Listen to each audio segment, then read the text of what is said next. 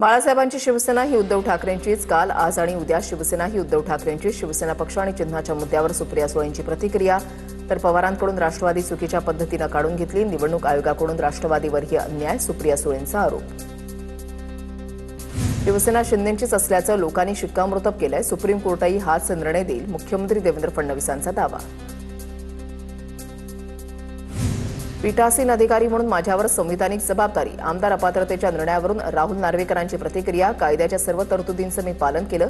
मी घेतलेला निर्णय सुप्रीम कोर्टामध्ये टिकून राहील, राहुल नार्वेकर यांचा दावा. अमित शहा आणि निवडणूक आयोगानं बाळासाहेबांचा पक्ष आणि चिन्ह विकलं. निवडणूक आयोगानं संविधानाची हत्या केली. आयोगानं आमची बाजू ऐकली नाही. आयोग विकला गेलाय, संजय राऊतांचा गंभीर आरोप. शिवसेना काँग्रेसच्या दावणीला बांधण्यासाठी ठाकरेंनी 10,000 कोटींची डील केली. भाजपचे प्रवक्ते नवनाथ पण यांचा आरोप.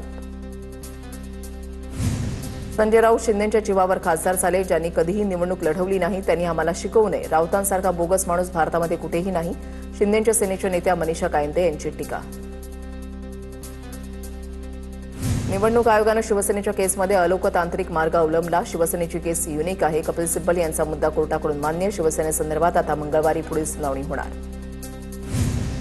राहुल गांधींनी चिचोरेपणा केला तो कुठल्याही परिस्थितीत अशोभनीय आहे. देशाच्या पंतप्रधानांचा राहुल गांधींनी अपमान केलाच. त्यांनी इटलीच्या महिला राष्ट्रप्रमुखाचाही आपल्या कृतीतून अपमान केलाय.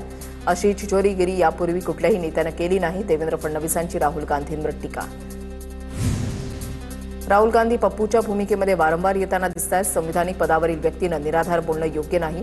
खालच्या पातळीवर टीका करून राहुल गांधींना काही साध्य होणार नाही. प्रवीण दरेकरांची राहुल गांधींवर टीका.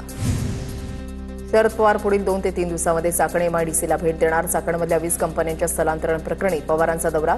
चाकण दौऱ्यामध्ये एमआयडीसीमधील समस्यांबाबत पवार उद्योजकांशी संवाद साधणार. चाकणमधल्या 20 कंपन्यांच्या स्थलांतरणावर फडणवीसांचं पवारांना उत्तर. बंद होणाऱ्या 76% कंपन्या या डिफंक्ट होत्या. डिफंक्ट म्हणजे नोंदणी झाली पण त्या सुरूच झाल्या नाहीत. सुनेत्रा पवार चाकण एमआयडीसीच्या प्रश्नावर प्रशासनाची तातडीची बैठक घेणार. जिल्हाधिकारी आणि पोलीस अधीक्षक यांना केल्या सूचना. कंपन्यांच्या समस्या जाणून घेण्याच्या सूचना. राजकीय उद्योग सोडून सावंतांनी उद्योजकांकडे लक्ष द्यावं. चाकण एमआयडीसीमधील उद्योजकांच्या समस्येवरून रोहित पवारांची टीका. एमआयडीसीमध्ये मोठा भ्रष्टाचार सुरू असल्याचा रोहित पवारांचा आरोप. रोहित पवारांकडून चाकणमधील एमआयडीसीची पाहणी. अनेक कंपन्या स्थलांतरित होत आहेत. हे राज्यासाठी चांगले नाही. एमआयडीसीमध्ये मुख्य रस्त्याची दुरवस्था, ट्रॅफिकची समस्या. रोहित पवारांचं वक्तव्य.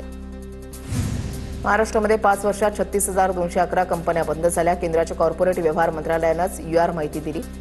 काँग्रेस नेते आणि माजी मंत्री यशोमती ठाकूर यांची माहिती. नीरज परदेशींवर जिहादी लोकांकडून हल्ला. आमदार संग्राम जगतापांचा आरोप. पोलीस आरोपींना मदत करत असल्याचा जगतापांचा आरोप. आरोपींच्या घरांवर कारवाई करण्याआधीच कोर्टातून स्टे कसा मिळतो, जगतापांचा सवाल.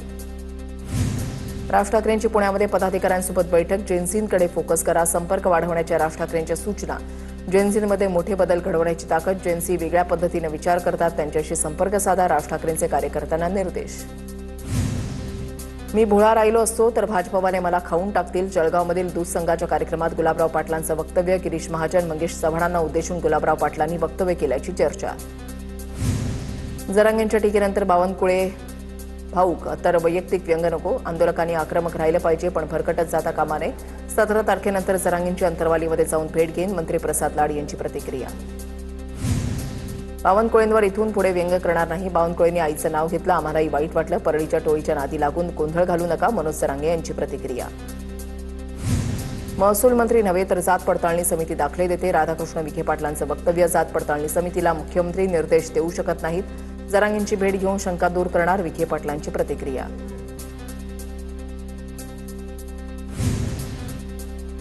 अंबरनाथमधील भाजप मनसे राड्यावरून मनसे नेते आक्रमक. मनसे नेते अविनाश जाधवांनी घेतली पोलीस उपायुक्तांची भेट. मनसे शहराध्यक्ष शैलेश शिर्केंची गाडी फोडणाऱ्यांवर कारवाईची जाधवांची मागणी. गिरगावातील केळेवाडी ते चर्नी रोड पादचारी पुलासाठी मनसेचं आंदोलन. गिरगावात स्थानिक नागरिकांसोबत मनसेचं आंदोलन. गिरगावातील केळेवाडी ते चर्नी रोड रेल्वे स्थानकाला जोडणाऱ्या पादचारी पुलाच्या पुनर्बांधणीचा मुद्दा पुन्हा ऐरणीवर. कुंभमेळा बनावट वर्क ऑर्डर प्रकरणी जळगावच्या जामनेर शहरातील आणखी 3 तरुण नाशिक पोलिसांच्या ताब्यात. पोलिसांनी 6 ते 7 जणांची चौकशी केल्याची सूत्रांची माहिती. जामनेर शहरातील आणखी काही तरुण नाशिक पोलिसांच्या रडारवर. श्रीमंत दगडूशेठ हलवाई गणपती ट्रस्टकडून फरासखाना पोलीस स्टेशनच्या जागेची मागणी. पोलीस स्टेशनच्या जागेची मागणी केल्यानं हिंदू महासभेचे आनंद दवे आक्रमक. शनिवार वाडा सारसबाग शाळेच्या मैदानामध्ये पर्यायी व्यवस्था देण्याची मागणी. जेपी नड्डांना दिल्लीमधल्या एम्स रुग्णालयामध्ये दाखल करण्यात आलं. केंद्रीय मंत्री जेपी नड्डा यांची प्रकृती स्थिर असल्याची रुग्णालयाची माहिती. जेपी नड्डांच्या विविध वैद्यकीय तपासण्या करण्यात आल्या.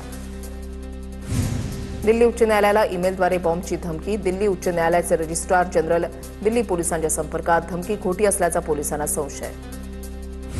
अकोला पश्चिम विधानसभा निवडणुकीच्या निकालाचा वाद. जिल्हाधिकारी कार्यालयामध्ये स्ट्रॉंग रूम उघडण्यात आली. आमदार साजिद खान पठाण यांच्या निवडीविरोधात याचिका. 4,000हून अधिक मतदारांनी दुहेरी मतदान केल्याचा आरोप.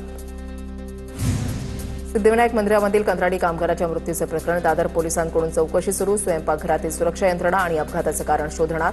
जेवण बनवताना उकळलेलं पाणी अंगावर पडून कर्मचारी भाजला होता. इगतपुरीच्या पारदेवीमध्ये शाळेच्या दुरवस्थेविरोधात गावकरी आणि पालकांचं आमरण उपोषण. हातामध्ये विविध घोषवाक्यांचे फलक घेऊन विद्यार्थ्यांचाही पाठिंबा.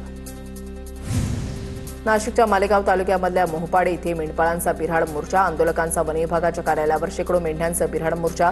वनजमिनीवरील अतिक्रमण तातडीनं हटवण्याची मागणी. पंढरपूरच्या यमाई तलावाच्या संवर्धनासाठी 15 कोटी रुपयांचा एसटीपी प्रकल्प सुरू. उपनगरातील सांडपाण्यावर प्रक्रिया करूनच ते नदीपात्रामध्ये सोडलं जाणार. तलावाचा पर्यावरणीय समतोल जपत भविष्यामध्ये बोटिंग, जलतरण तलाव आणि नागरिकांसाठी विविध सुविधा उभारण्याचा प्रशासनाचा मानस. रायगडमधल्या रोहा शहराच्या प्रवेशद्वारावर खड्ड्यांचं साम्राज्य. रस्त्यावरील खड्ड्यांमुळे नागरिक त्रस्त, पण प्रशासनाचे खड्ड्यांकडे दुर्लक्ष. खड्ड्यांमुळे नागरिकांचा संताप. पुण्यामधल्या कात्रज चौकामध्ये पीएमपीएमएल बसने 5 वाहनांना उडवलं. अचानक ब्रेक फेल झाल्यानं चालकाचं नियंत्रण सुटलं. सुदैवानं घटनेमध्ये मोठी जीवितहानी नाही. कणकवलीमधल्या तरळे बसस्थानकाच्या आवारामध्ये खड्ड्यांचं साम्राज्य. खड्ड्यांमध्ये पाणी साचल्यामुळे नागरिकांना पाण्याचा अंदाज येईना. नागरिकांसह बस चालकांना मोठ्या खड्ड्यांचा त्रास. कबनूर गोळीबार प्रकरणामध्ये पोलिसांनी आणखी 6 आरोपींना ताब्यात घेत न्यायालयामध्ये हजर केलं. न्यायालयानं सर्वांना पोलीस कोठडी सुनावली. यापूर्वी पोलिसांनी 2 बंदुका, जिवंत काडतुसं आणि बंदूक बनवण्याचं कच्चं साहित्य जप्त केलं होतं. आदिवासी विद्यार्थी मृत्यूवरून आदिवासी विकास मंत्री अशोक उईके आणि वडेट्टीवारांमध्ये जुंपली. आश्रमशाळा वडेट्टीवार यांची आहे. अशोक उईकेंचा टोला तर 542 आदिवासी विद्यार्थ्यांच्या मृत्यूला जबाबदार कोण ते सांगा. विजय वडेट्टीवारांचा अशोक उईके यांना प्रत्युत्तर. वाशिमच्या शेलू बाजारामध्ये जिल्हा परिषद शाळेसमोर मोठ्या प्रमाणात कचरा टाकला जात असल्यानं परिसराला डम्पिंग ग्राउंडचं स्वरूप. दुर्गंधी, डास आणि भटक्या जनावरांमुळे विद्यार्थ्यांच्या आरोग्याचा प्रश्न निर्माण. तातडीनं उपाययोजना करण्याची मागणी. पुण्यामध्ये दैवी शक्तीच्या नावाखाली अल्पवयीन मुलींचं लैंगिक शोषण. भोंदू स्वप्नील लांडेचा स्वतःकडे दैवी शक्ती असल्याचा दावा. लोकांच्या श्रद्धेचा गैरफायदा घेत मुलींचं लैंगिक शोषण. आरोपी पुण्यातील बिबवेवाडीचा रहिवासी असून फरार असल्याची माहिती. पुण्यामधल्या भोंदूचा व्हिडिओ व्हायरल. शिष्य भोंदूचे पाय पिऊन धुवून ते पाणी पितानाचा व्हिडिओ व्हायरल. भोंदू उमेश तांगुदेचा दुधाने पाय धुत असल्याचा व्हिडिओ. केंद्राकडून जनगणना 2027 साठी 40 प्रश्नांची अधिसूचना जारी. प्रश्नांमध्ये जात, एससी आणि एसटीशी संबंधित माहितीचा समावेश. जनगणनेमध्ये जात, धर्म, मातृभाषा आणि शिक्षणाची माहिती घेतली जाणार. व्यक्तीचे आधार, मतदार ओळखपत्र आणि मोबाईल क्रमांकही विचारला जाणार.